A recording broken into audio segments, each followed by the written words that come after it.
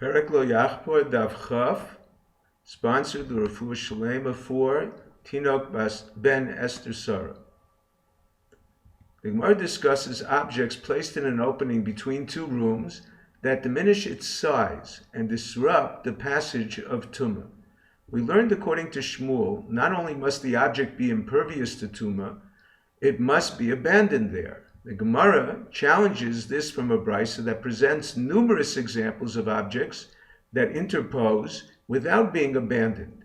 Shmuel has to explain reasons for their abandonment.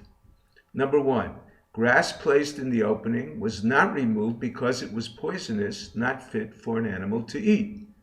Number two, grass that grew wild in the opening did not need removal to prevent damage to the wall because the building was a ruin, or being planted 3 tefachim from the wall was not removed because it covered the opening without damaging the wall.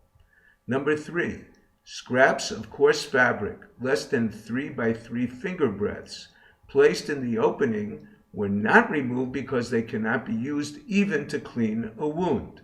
Number four, a tied up, lean, non-kosher animal not worth eating, whose dangling flesh seals the opening. The flesh was not removed because the animal would suffer by cutting it off. Number five, a tied up bird too small to eat and scratches was not removed because it cannot even be a toy for a child. Number six, a tied up Gentile prisoner of the king was not removed because nobody would chance untying him. Number seven, an 8-month-old baby born on Shabbos is muktzah. It cannot be removed from the opening. Number 8, bitter salt mixed with thorns cannot be used for eating or tanning, but resting on an earthenware shard, too insignificant in size to interpose, prevents damage to the wall by interposing between the salt and the wall, and therefore there was no need to remove it. Number 9, an earthenware utensil interposes in the opening because it is too dirty to be used for food and cannot be used by a bloodletter because it has a hole, therefore it was not removed. Number 10, a Sefer Torah interposes in the opening when it is worn out. It cannot be read, and leaving it in the opening fulfills the requirement of Geniza. The Gemara discusses using salt to construct a mechitza. The Gemara claims one can use sodomite salt that will not crumble because it is thick and hard.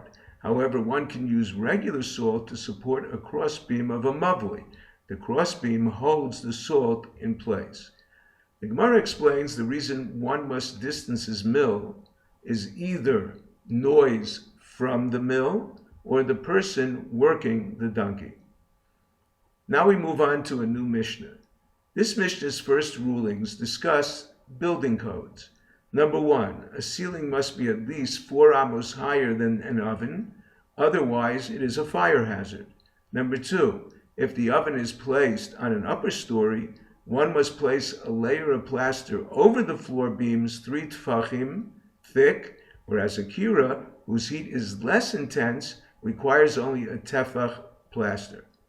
A baker's oven that works constantly requires a layer of plaster 4 tefachim for a tanur, and for a kira it requires 3. The Gemara discusses liability for one who followed the building codes. According to the Tanna Kama, he still pays for damages.